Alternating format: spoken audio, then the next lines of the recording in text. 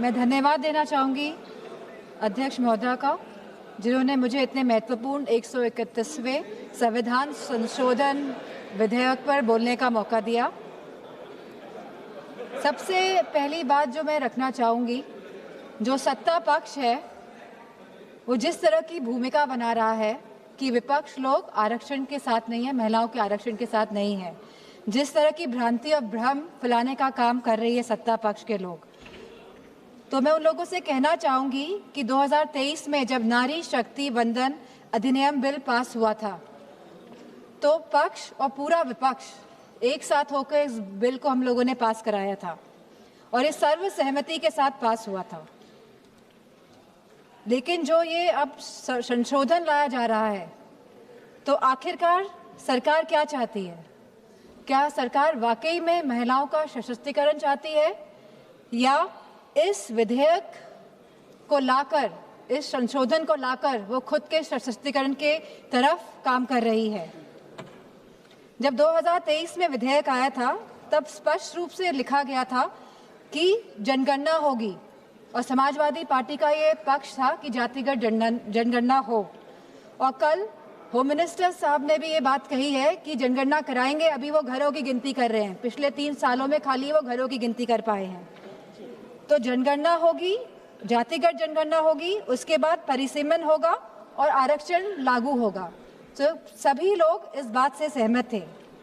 लेकिन 2024 में जब भारतीय जनता पार्टी की सरकार आई और पूर्ण बहुमत की सरकार नहीं पा पाई, सहयोगों के साथ लाई गई ये सरकार, तो जब ये सरकार आई तो 2024 में ही आपने जनगणना क्यों नहीं शुरू कराई? हमारा सवाल ये है। आपने लगभग 2.5 साल निकाल दिए, आपने जनगणना नहीं कराई, क्योंकि अगर जनगणना हो जाती तो आज हम परिसीमन की स्टेज में होते और आरक्षण 2029 तक लागू हो जाता। लेकिन आपकी मंशा ही नहीं थी कि 2029 पे महिलाएं आए और इस सदन में बैठे। अब अचानक ये जल्दबाजी क्यों दिखा रही है? 2026 में जहां अप्रैल का महीना चल रहा है तो लगातार जल्दबाजी क्यों दिखा रही है? सवाल इस बात पे भी होना चाहिए। तो ये सरकार जल्दबाजी, जो हम समाजवादी पार्टी का मानना है, वह इसीलिए दिखा रही है क्योंकि ये जो डिलिमिटेशन है, जो ये पूरी एक्सरसाइज है, ये सरकार एक हथियार के रूप में प्रयोग करना चाहती है खुद को सशक्त करने के लिए।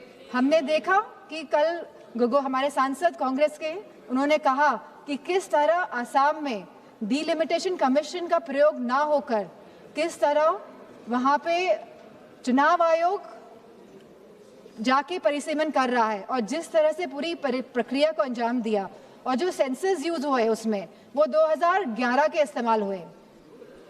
तो कहीं ना कहीं ये बहुत बड़ा प्रश्न चिन्ह उठाता है सरकार पे कि सरकार आखिरकार संविधान में संशोधन क्यों ला रही है, ये संविधान को क्यों बदलना चाहती है, ये क्यों चाहती है कि हमारा संविधान कमजोर हो और सरकार हमेशा सत्ता में बनी रहे। हमारे संस्थापक आदरणीय श्रद्धेय नेताजी ने जब उत्तर प्रदेश में पहली बार महिला आरक्षण लागू किया पंचायती राज में, तब जहां SC/ST महिलाओं को आरक्षण मिला, वही हमारी OBC महिलाओं को भी आरक्षण मिला और हमारी जनरल कैटेगरी की महिलाओं को भी आरक्षण मिला। अब समाजवादी पार्टी चाहती है कि इस आरक्षण में हमारी अल्पसंख्यक महिलाओं को भी आरक्षण मिले। आप क्यों आधी आबादी में बंटवारा करना चाहते हैं? आप क्यों नहीं चाहते हैं कि महिलाएं आगे बढ़े, हर वर्ग की, हर समाज की, हर धर्म की महिलाएं आगे बढ़े?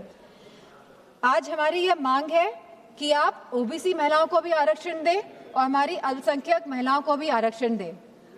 अल्पसंख्यक महिलाओं से तो किसी तरह का द्वेष, किसी तरह की चिढ़ है सामने बैठे हुए लोगों को, लेकिन मुझे पूरा भरोसा है कि जो हमारे यूपी के सांसद हैं भारतीय जनता पार्टी के, वो OBC महिलाओं के लिए मना नहीं करेंगे।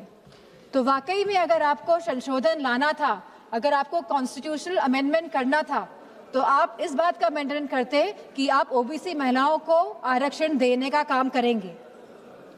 आज जब आप अल्पमत में दिखाई दे रहे हैं, क्योंकि आप जानते हैं कि आपका जो वोट है वो खिसकता जा रहा है कहीं ना कहीं, तो आप इस तरह का भ्रम फैलाने के लिए ये संशोधन बिल लेकर आए हैं, क्योंकि आपका केवल एक ही लक्ष्य है कि जो डेटा जो कास्ट सेंसस का डेटा, जो जातिगत जनगणना का जो डेटा आएगा, जिससे सबकी भागीदारी सुनिश्चित होगी, निश्चित होगी, आप इससे भागना चाह रहे हैं और आप डीलिमिटेशन की प्रक्रिया से इसीलिए सेंसस को हटाना चाहते हैं, या 20 या 25 साल के सेंसस का आप प्रयोग करना चाहते हैं। आप कहते हैं आप महिलाओं की हितैषी है, आप महिलाओं के बारे में सोचते हैं, लेकिन आज जब मैं यहाँ खड़ी हुई हूँ और जब पिछले कुछ दिनों पहले जब संसद चला और जब कैफ बिल आया, central arm forces police bill आया, तब आपने जो शहीद हुए, जिन्होंने हमारे देश के लिए बलिदान दिया, जिन्होंने हमारे देश के लिए जो शहीद हुए हैं, आपने उनको शहीद तक का दर्जा नहीं दिया। आपने उन शहीदों की महिलाओं के बारे में, उनके बच्चों के बारे में नहीं सोचा। आज जब ये आप विधेयक लेके आ रहे हैं तो हमारी मांग है कि उन महिलाओं के सम्मान के लिए आप उन शहीद जनों को, शहीद जवानों को शहीद का दर्जा दें और साथ में आप उन्हें पेंशन देने का भी कार्य करें। अब जब महिलाओं की बात हो रही है तो आंगनवाड़ियों को क्यों छोड़ रहे हैं आप आंगनवाड़ियों को भी, जो इतने साल से संघर्ष कर रही है, जो गांव-गांव में संघर्ष कर रही है, आप उनको भी उनका मानदेय बढ़ाने का कार्य करें। जहां आप वाकई में चाहते हैं अगर महिलाएं सशक्त बने तो आप उनकी शिक्षा में ध्यान दीजिए। अध्यक्ष महोदय, यूपी में तो गांव-गांव में स्कूल बंद किए जा रहे हैं, प्राइमरी स्कूल्स को बंद किया जा रहा है बिना कुछ सोचे, बिना कुछ समझे। और स्वास्थ्य के जो हालात हैं और जो पोषण की जो व्यवस्था है उत्तर प्रदेश में, मैं समझती हूँ पूरी तरह से उत्तर प्रदेश की व्यवस्था ध्वस्त है। और सुरक्षा और महिलाओं के सम्मान की तो बात क्या ही करी जाए। हमने देखा है जिस तरह हाथरस कांड हुआ, जिस तरह भारतीय जनता पार्टी के जो एमएलए सेगर जी का जो पूरा कांड हुआ, और लगातार जो उत्तराखंड में कांड हुआ, जब हमारे सांसद ने एक कविता कह दी तब तो विपक्ष दल की सब सांसदें खड़ी हो गई, उनका विरोध करने लगी, भरपूर तरीके से इन लोगों ने विरोध किया। लेकिन जब मणिपुर की घटना हुई तो कोई भी भारतीय जनता पार्टी के महिला सांसद खड़ी नहीं हुए। जब उत्तराखंड में 19 साल की लड़की को मार दिया गया, अंकिता भंडारी को, तब भारतीय जनता पार्टी की कोई भी महिला सांसद खड़ी नहीं हुई। पुरुषों से तो हमें उपेक्षा नहीं है, लेकिन कम से कम महिलाओं से तो हम ये उम्मीद करते हैं कि वो एटलीस्ट महिलाओं के लिए तो खड़ी हों। मैं जो ये मोह में है, सत्ता के जो मोह हो गया है भारतीय जनता पार्टी को, जो छोड़ना नहीं चाहते हैं और जिस तरह से डिलिमिटेशन लाना चाहते हैं, जिस तरह से जातिगत जनगणना नहीं कराना चाहते हैं, जिस तरह से ये लोग चाहते हैं कि सत्ता में बने रहे लेकिन गरीबों को, पिछड़ों को, दलितों को उनका हक, सम्मान, अधिकार नहीं दे, तो मैं कहना चाहती हूँ, क्योंकि कल प्राइम मिनिस्टर जी ने जिक्र किया था कि जब 2023 में ये बिल आया था सबने साथ दिया था और तब साथ देने पे भी उनकी सरकार आई, लेकिन वो ये ना भूलें कि जब 2023 में बिल पास हुआ था, 2024 में इनकी सरकार आई थी, तो पहले पूर्ण बहुमत की सरकार थी और अभी कौन सी सरकार है? अभी सहयोगियों के साथ इनकी सरकार बनी हुई है और अब दोबारा ये बिल लेके आ रहे हैं एक भ्रम फैलाने के लिए, एक इस तरह की भूमिका बनाने के लिए। लेकिन अब जब 2029 में जब चुनाव दोबारा आएंगे तो मेरा पूरा मानना है कि भारतीय जनता पार्टी की सरकार जाने वाली है। और गारंटी की बात की जा रही थी कल, गारंटी, ये तो समय बताएगा। ये तो गारंटी की बात कर रहे थे। बताइए, आपने गारंटी नहीं दी थी कि आप आय दुगनी करेंगे हमारे किसान भाइयों की? क्या आपने गारंटी नहीं दी थी आप वन पेंशन लेकर आएंगे हमारे नौजवानों के लिए जो शहीद होते हैं? क्या आपने गारंटी नहीं दी थी कि आप 2 करोड़ लोगों को नौकरी देंगे? क्या आपने गारंटी नहीं दी थी कि आप मुफ्त सिलेंडर देंगे? क्या आप यूपी में गारंटी देके नहीं आए थे कि होली और दिवाली में आप महिलाओं को मुफ्त सिलेंडर देने का कार्य करेंगे? क्या वहाँ के आवारा पशुओं को आप उनकी जो समस्या है उसको सुलझाने का काम करेंगे? आपने नोटबंदी में भी गारंटी दी थी कि आप आतंकवाद को खत्म करेंगे।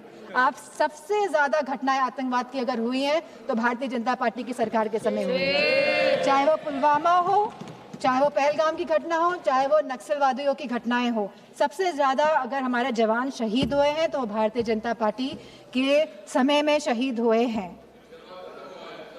नक्सलवाद खत्म हुआ लेकिन आप शहीदों को शहीद का दर्जा नहीं देंगे, पेंशन नहीं देंगे आप। बात करते हैं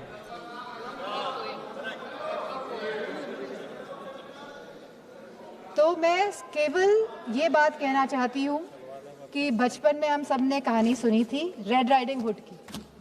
सब बच्चों ने सुनी है। हम आज भी अपने उसको जहन में रखते हैं कि किस तरह एक नन्ही सी बच्ची जो अपनी दादी माँ से मिलने जाती है, बहुत खुशी के साथ वो जाती है, वो जंगल में भटक जाती है, उसे घर पहुँचने में दादी माँ के रात हो जाती है। और जब लड़की पहुँचती है तो हम सभी जानते हैं कि दादी माँ तो वहाँ नहीं होती है, लेकिन वहाँ पे कौन होता है, तो ये हम सभी जानते हैं।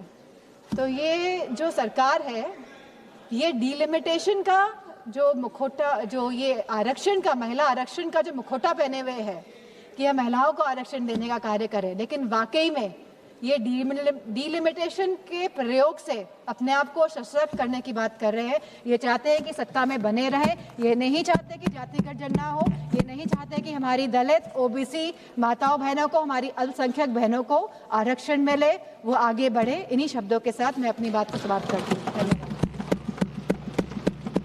माननीय सदस्य श्रीमती हर्ष